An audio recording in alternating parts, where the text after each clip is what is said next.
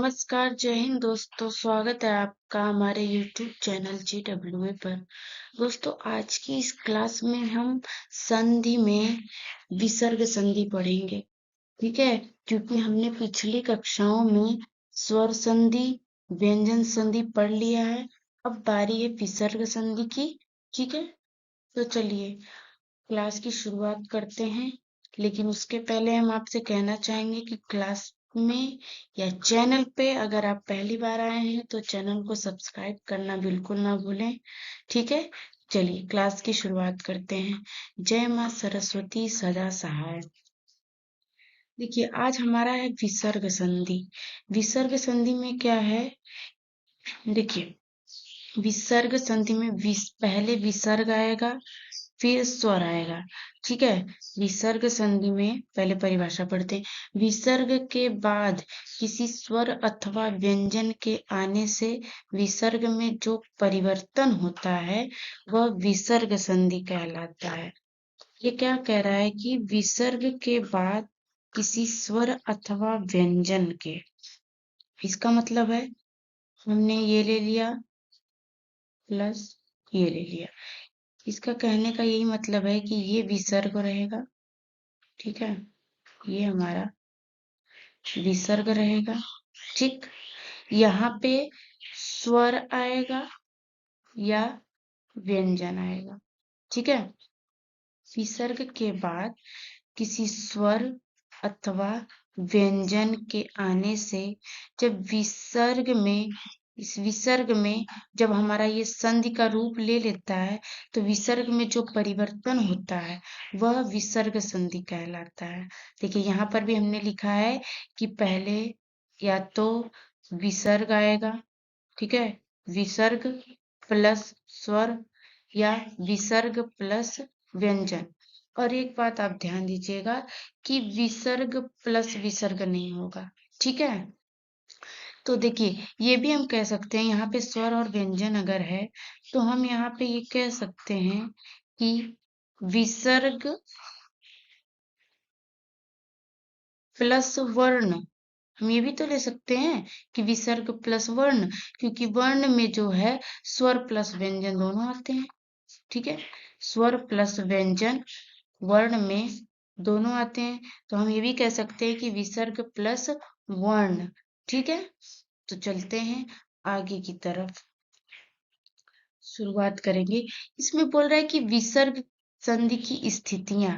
इसका मतलब ये है कि इनकी स्थितियों के अनुसार हम इनको बारी बारी से पढ़ते जाएंगे कि विसर्ग के जगह पे उसकी क्या स्थिति है, कौन सा शब्द वर्ण क्या आ रहा है। ठीक है, तो देखिए पहला है कि विसर्ग को, ये देखिए हम ऐसे बोलेंगे सलजम वाला श जो है, अगर ये वाला श आता है, ये षडकोण वाला श आता है, सपेरा वाला स आता है, इस तरीके से हम देखेंगे कि विसर्ग को स में। अब देखिए, यदि विसर्ग के बाद च या छ व्यंजन हो तो विसर्ग के बाद अगर च या छ व्यंजन हो तो विसर्ग को श लिख देंगे। ठीक है, क्या करेंगे, विसर्ग को हम श लिख देंगे। ठीक है, देखिए अगर हम आपको बताएं कि अगर यहाँ पे हमने लिख दिया कि निश निश्चल, ठीक है, ये हमने लिखा निश्चल।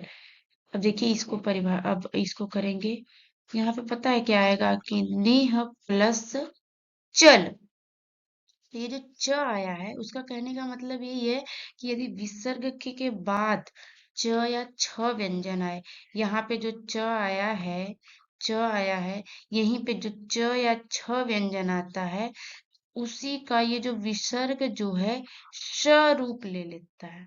क्या ले लेता है, ये जो विसर्ग जो है आधा श का रूप ले लेगा। ठीक, एकदम समझ में आ गया होगा। चलते हैं आगे। आगे ट या ठ व्यंजन हो तो स आ जाएगा। देख पा रहे होंगे आप कि अगर ट या ठ व्यंजन आ रहा है, ठीक है, ट या ठ आ रहा है, इसका भी हम एक उदाहरण देंगे। ट या ठ व्यंजन आए तो स कैसे आएगा, देखिए पहले तो हम पूरा संधि ही लिख देंगे। ठीक है, अब देखिए हमने लिखा निष्ठुर। ठीक, अब देखिए कैसे आएगा, नीह प्लस, ठीक है, नीह प्लस थुर। अब देखिए ये विसर्ग आया, विसर्ग के बाद ट और ठ व्यंजन की बात ये कर रहा है कि अगर ये ट और ठ है तो ठ के जगह पे ये देखिए आधा स आ जाएगा। तो यहाँ पे हमने जो है ठ के जगह पे ले लिया आधा स, यहाँ पे देख रहे हैं ये ठ के जगह पे आधा स लिया, तब जाके हमारा नी प्लस ठुर को यहाँ पे विसर्ग की जगह निस ठुर हो गया। ठीक, अब देखिए त या थ व्यंजन अगर आता है, त या थ व्यंजन अगर आता है तो ये स में बदल जाएगा। अब देखिए कैसे, इसको भी हम एक उदाहरण से देखेंगे कि अगर हम लिखते हैं नमस्ते, ठीक है, तो अब देखिए क्या आएगा, नमः प्लस ते, क्या आएगा, नमः प्लस ते, नमस्ते। अब देखिए क्या हुआ कि विसर्ग के बाद ये त आया, त या थ आएगा तो ये विसर्ग जो है इस स में बदल जाएगा, वो भी आधे स में। इसका कहने का यही मतलब है कि देखिए अब शुरू से देखेंगे, यदि विसर्ग के बाद च या छ व्यंजन आता है तो विसर्ग का ये जो शलजम वाला श होता है उसी का आधा हो जाएगा, मतलब देखिए ये वाला हो गया। अब चलते हैं, ट या ठ व्यंजन आता है तो देखिए स हो जाएगा, ठीक है, आधा स। त या थ व्यंजन हो तो स आधा हो जाएगा, ठीक है। आशा करते हैं आपको समझ में आया होगा। अब देखिए एग्जाम्पल हमने पीछे भी बताया लेकिन फिर से बताते हैं।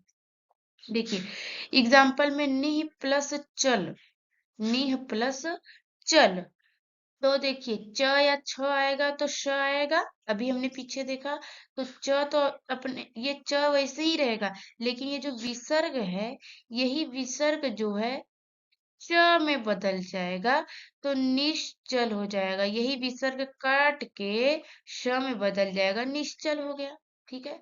अब देखिए नी प्लस ठुर, ठीक है, अगर ट और ठ आता है तो हमारा जो है ये कौन से स में बदलेगा, ये वाला स में बदल जाएगा ना, तो नी प्लस ठुर ये हमने कट किया, निष्ठुर हो गया, ठीक है। अब देखिए नी प्लस तेज, अगर त और थ आता है व्यंजन तो वहां पर सपेरा वाला स हो जाएगा। देखिए हम आपको इसलिए ऐसे बता रहे हैं क्योंकि इसमें ना कंफ्यूज होने लगता है सबको, स कौन सा स, ठीक है, तो इसलिए ऐसे हम बोलेंगे तो समझ में आएगा आपको। दूह प्लस तर, अब देखिए त थ अगर आ गया तो हमारा सपेरा वाला स में बदल जाएगा, दूह प्लस तर, त आया तो हमारा ये जो विसर्ग है ये बदल जाएगा इस आधे स में, दुस्तर हो गया। अब देखिए नमः प्लस ते, क्या आया, नमः प्लस ते, यहाँ पर भी त आया है तो त थ के जगह ये विसर्ग जब कट जाएगा तो यहाँ पे आधा स यही आ जाएगा। एकदम क्लियर हो गया आपका। चलते हैं अगला,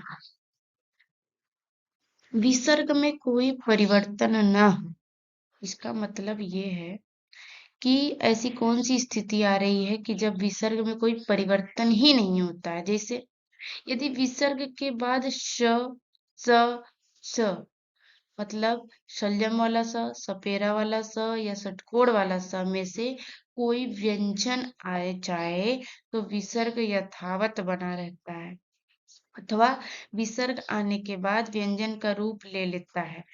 वही विसर्ग जो है व्यंजन का रूप ले लेगा, या जो ये स आएगा वही चीज यथावत बनी रहेगी, ठीक है।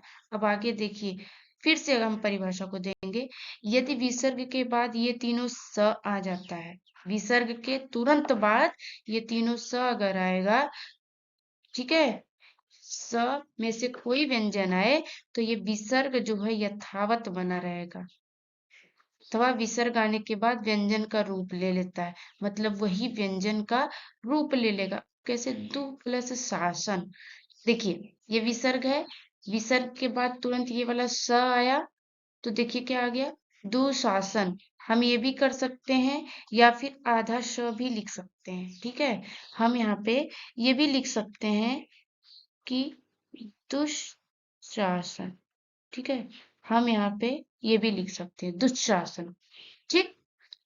अब देखिए, निह प्लस संतान, अगर हम इस पे आते हैं, ये बोल रहा है निह प्लस संतान, तो यहाँ पर भी विसर्ग के बाद ये स आ गया, तो विसर्ग के बाद ये स एकदम उतर जाएगा। यही व्यंजन देख पा रहे होंगे, आधा स में निसंतान, एकदम एकदम वैसे ही पड़ा हुआ है, यही खाली इसमें बदल गया है। ठीक है, ये जब ये याद रहे कि विसर्ग के बाद यही तीनों स अगर आएगा तो स्थिति वही बनी रहेगी। ठीक है, दु प्लस साहस, दुस्साहस, नि प्लस संदेह, निस्संदेह। ठीक है, चलिए अब देखिए आता है दूसरा, विसर्ग के बाद यदि क या ख, विसर्ग के बाद विसर्ग के बाद यदि क या ख अथवा प या फ व्यंजन आए तो विसर्ग में कोई परिवर्तन नहीं होता। इसका कहने का मतलब है कि अगर विसर्ग के बाद यदि क या ख आ जाए, ये विसर्ग है, ठीक है, ये प्लस का निशान, अगर यहाँ पे क आ जाता है या ख आ जाता है, ठीक है, या प आ जाए या फ आ जाए, तो विसर्ग में कोई परिवर्तन नहीं होता। इसके कहने का मतलब ये हमने आपको समझा दिया, इस पे ध्यान दीजिएगा कि विसर्ग के बाद जो है क, ख, फ या फ, इनमें से कुछ भी आता है तो विसर्ग में कोई परिवर्तन नहीं होता है। देखिए एग्जाम्पल, अभी उसके बाद आपको एकदम समझ में आएगा कि रजह प्लस कण, रजह प्लस कण, ये देखिए क आ गया, ठीक है, तो वो पूरा रजह प्लस कट एकदम कोई परिवर्तन ही नहीं हुआ है विसर्ग में, वो ज्यों का त्यों पूरा लिख गया है, खाली सामने से इसके प्लस हटा दिया गया है। देखिए अंतः प्लस कर्ण, अंतःकरण, अंतः प्लस करण, अंतःकरण, ये हो गया। प्रातः प्लस काल, देख रहे हैं, प्रातः प्लस काल, ये ज्यों का त्यों प्रातः काल एकदम उतर गया है। बस आपको इस चीज को ध्यान देना होगा कि विसर्ग के बाद क या ख, प या फ आता है तो विसर्ग में कोई परिवर्तन नहीं होगा, वो ज्यों का त्यों ही वहां पे लिख दिया जाएगा, खाली बीच में जो ये जो प्लस का निशान है वही हमारा हट जाएगा। अब देखिए यहाँ पे क्या है, लेकिन यदि विसर्ग के पहले ई या उ स्वर हो तो विसर्ग का ये जो मूर्धन्य स है, ठीक है, जो षटकोण वाला स हो जाता है। देखिए अब कैसे, विसर्ग के पहले ई या उ रहेगा, देखिए ये विसर्ग है, इसके पहले ई या उ रहेगा, ठीक है, समझ में आया। अगर हम पहले वाले पे जाएंगे तो उसमें भी था, अगर हम नि प्लस चल कर दिए, निश्चल, तो विसर्ग के पहले ई या उ वहां पर भी है, इस पे ध्यान दीजिएगा, क्योंकि ये अंदर आपके ये क्वेश्चन आ सकता है कि यहाँ पे तो मैम ने बताया कि नि प्लस चल, ठीक है, यहाँ पे निश्चल हो गया। अब ये भी तो यहाँ पर भी विसर्ग के पहले जो है ई आ रहा है, यहाँ पर भी ये भी आ सकता है मन में कि विसर्ग के पहले यहाँ पर भी ई की मात्रा आ रही है, लेकिन हमारी जो है पीछे ये कंडीशन है कि विसर्ग जो है, विसर्ग के बाद च या छ आएगा तो ये विसर्ग हमारा च में बदलेगा, इस चीज को याद रखिएगा। नहीं तो यहाँ से ये इसको और इसको जब दोनों को कनेक्ट अगर करने लगेंगे तो फिर कंफ्यूजन आएगा, इसको हमें एकदम क्लियर रखना है, ठीक है। अब देखिए, ई या उ स्वर हो तो विसर्ग का स हो जाता है। कैसे हो रहा है कि निह प्लस कपट, निह प्लस कपट, ठीक है, तो ये विसर्ग जो है, विसर्ग का ही हमारा ये मूर्धन्य स आधा स हो जाएगा, निह प्लस कपट का निष्कपट हो जाएगा, ठीक है। निह प्लस पाप, इसका क्या होगा, निष्पाप हो जाएगा, ओके। दुह प्लस कर्म, दुष्कर्म हो जाएगा। यही विसर्ग के जगह जो है, विसर्ग के जगह जो है एकदम विसर्ग के जगह मूर्धन्य स, जो कि आधा हम लिख देंगे। अगर ई की मात्रा या ऊ की मात्रा देखिए यहाँ पे आ रही है, ई की आई ऊ की आई, ठीक है। अब दु प्लस कर क्या हो गया, दु प्लस कर दुष्कर हो गया, ठीक है। एकदम आपको समझ में आया होगा, एकदम हम आशा करते हैं। अब देखिए क्या है कि विसर्ग को र, इसका मतलब ये है कि कब विसर्ग को हम र में बदल देंगे, इसका मतलब ये है। अब देखिए यदि विसर्ग से पहले अ या आ से भिन्न कोई स्वर आए, अगर विसर्ग से पहले अ या आ से भिन्न कोई स्वर आए और विसर्ग के बाद किसी वर्ग का तीसरा चौथा, हाँ, किसी वर्ग का तीसरा चौथा वर्ण या य र ल व ह में से कोई वर्ण हो तो विसर्ग को र में परिवर्तन हो जाता है, विसर्ग का र में परिवर्तन हो जाता है, ठीक है। इसका कहने का मतलब ये है कि यदि विसर्ग से पहले जो है अ या आ से भिन्न मतलब अलग अलग स्वर रहेगा, ई उ ये सब ये सब रहेगा स्वर, और विसर्ग के बाद किसी वर्ग का तीसरा चौथा, देखिए तीसरा चौथा बोल रहा है। अगर हम ग का घ का ले लें, ठीक है, ठीक, ज का झ का ले लें, ये यही बोल रहा है किसी स्वर वर्ग तीसरा चौथा, ठीक है, तीसरा चौथा या य व र ल ह में से कोई वर्ण हो तो विसर्ग का र में परिवर्तन हो जाता है। इसका देखिए अभी आप उदाहरण पे आएंगे ना तो आपको एकदम समझ में आएगा कि क्या चीज ये बोल रहा है। देखिए दो प्लस उपयोग, अब देखिए ये जो विसर्ग है, विसर्ग के पहले क्या बोला है कि अ या आ से भिन्न कोई स्वर हो, तो देखिए अ या आ तो है नहीं, यहाँ पे उ की मात्रा है, तो यही जो है जब अ या अ से भिन्न कोई स्वर आए और स्वर के बाद अब ये किसी वर्ग का, देखिए इसमें बोला है किसी वर्ग का तीसरा चौथा वर्ण या य र ल व ह में से कोई वर्ण हो तो विसर्ग का र में परिवर्तन हो जाता है। दो प्लस उपयोग, दुरुपयोग हो गया। दो प्लस आचार, दुराचार हो गया, ठीक है। पुनः प्लस जन्म, अब देखिए पुनः प्लस जन्म में ये जो विसर्ग है, ये जो विसर्ग जो है र, उड़नतुआ र, ये मैं आपको एकदम ऐसे इस तरीके से बता रही हूँ, समझिएगा कि उड़नतुआ र में मतलब ये इस वाले र में बदल जाएगा, पुनः प्लस जन्म पुनर्जन्म हो गया, ठीक है, पुनर्जन्म। निह प्लस बल, देखिए निह प्लस बल, यही जो है विसर्ग कट के इस पे आ जाएगा र, निर्बल। निह प्लस गुण, निर्गुण, ठीक। दुह प्लस लभ, ठीक है, दुर्लभ, ठीक, एकदम समझ में आ गया होगा आपको। अब देखिए चौथी कंडीशन क्या आती है कि अ या अह के स्थान पर ओ, कब ये कंडीशन आएगी कि अ और अह के स्थान पर ओ लग जाएगा। देखिए क्या, यदि विसर्ग के पहले अ स्वर और आगे भी अ अथवा कोई सघोष व्यंजन, सघोष मतलब कि किसी भी वर्ग का तीसरा चौथा पांचवा वर्ण, ठीक है, किसी विसर्ग के पहले अ, देखिए ये विसर्ग आया, देखिए इसके पहले अ रहना चाहिए, ठीक है, और आगे अ अथवा मतलब कि इसके बाद अ अथवा सघोष, क्या बोल रहा है कि अ अथवा सघोष, ठीक है, अ अथवा यहाँ पे सघोष, यही देखिए है, या य र ल व या ह, देखिए यही कंडीशन है, आप इसी को एकदम देखिएगा, ये पूरा आपका क्लियर होगा, ठीक है। किसी वर्ग का तीसरा चौथा पांचवा वर्ण य र ल व ह में से कोई वर्ण हो तो और विसर्ग के पहले ओ हो जाता है।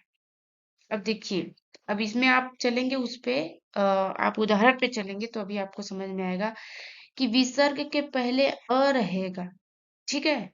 विसर्ग के पहले रहेगा, ये हमारा विसर्ग है, इसके पहले है, ठीक है।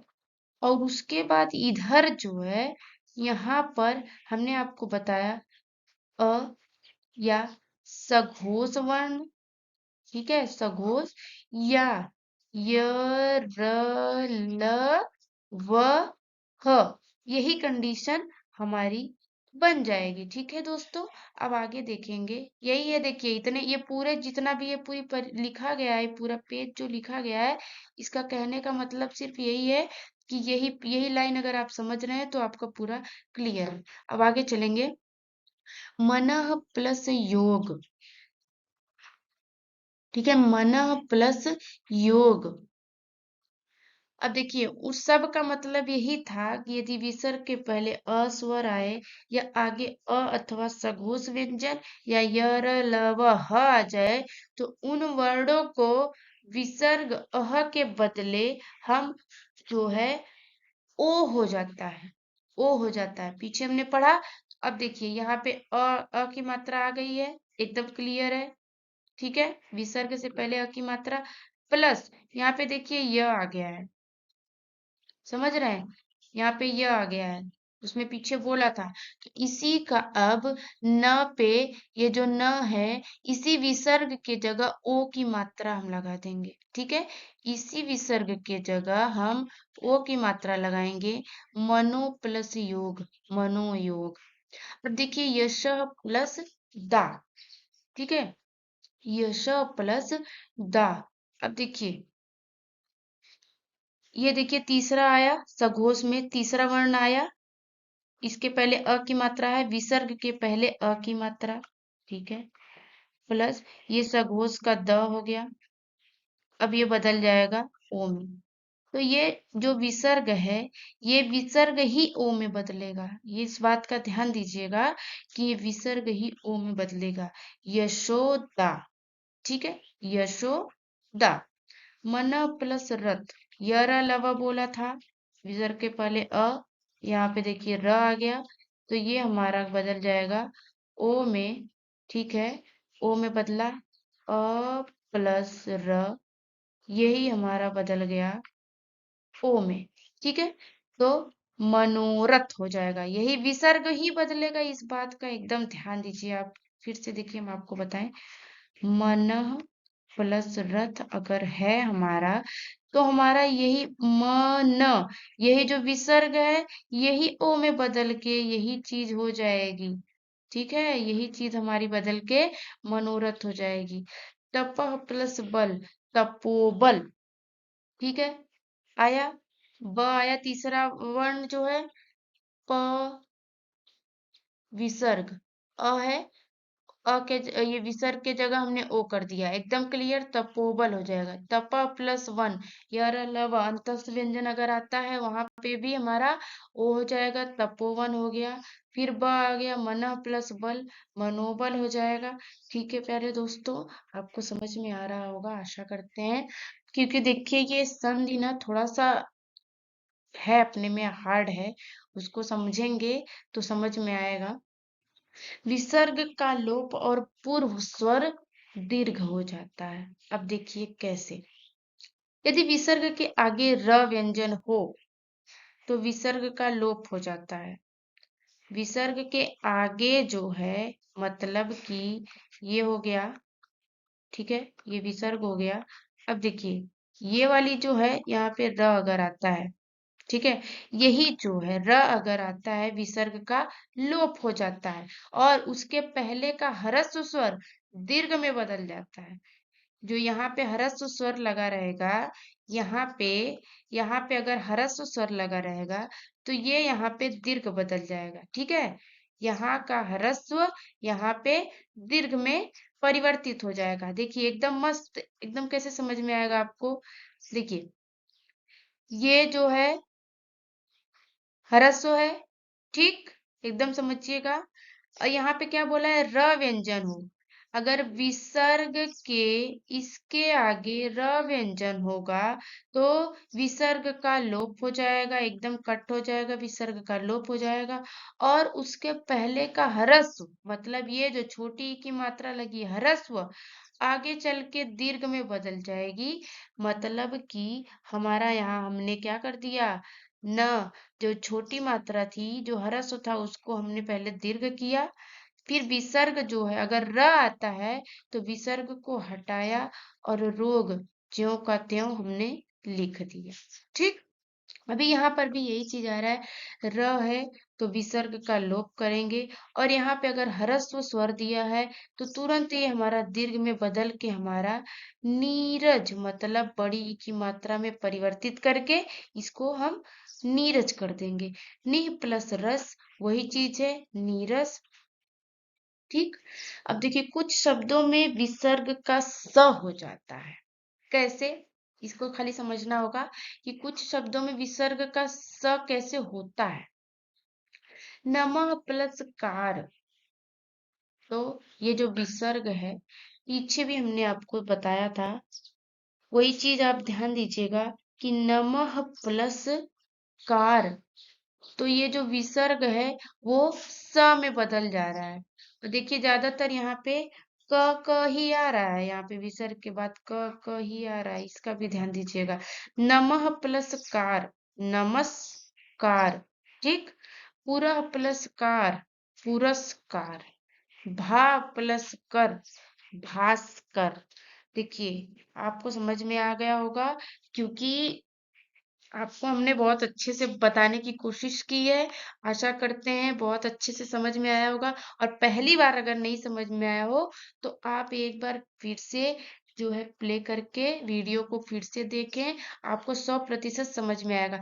देखिए हम हमारा बताने का ये तरीका है कि हम एकदम बारीक बारीक आपको बताते हैं कि ये मात्रा लगी तो ये कहाँ से लगी, क्यों लगी, हमारा ये बताने का मतलब है, क्योंकि वही तो कंफ्यूजन ही होता है कि हम ये मात्रा यहाँ आ गई, ये चीज यहाँ आ गई, इसको कैसे यहाँ पे किया। मेन देखिए यही है, और ऊपर ऊपर से तो सब लोग बता लेंगे, सब लोग जान जाएंगे। चलिए क्या हो गया, नी प्लस चल निश्चल हो गया, नी प्लस च निश्चय हो गया, हम ऐसे बोल सकते हैं। लेकिन हमें तो ये बताना है कि नी प्लस चल जो है वो विसर्ग हटेगा, उसके बाद च अगर छ आता है तो हमारा श में बदलेगा, विसर्ग के जगह हमारा श आएगा। ठीक है, हमें तो एकदम बारीक चीजों पे ध्यान देके पढ़ना है। ठीक है, तो चलिए क्लास को करते हैं विराम। और आप जो है अगर आपको क्लास पसंद आई हो तो जरूर इसे लाइक करें और दोस्तों में शेयर करें, और सब्सक्राइब करना बिल्कुल भी ना भूलें।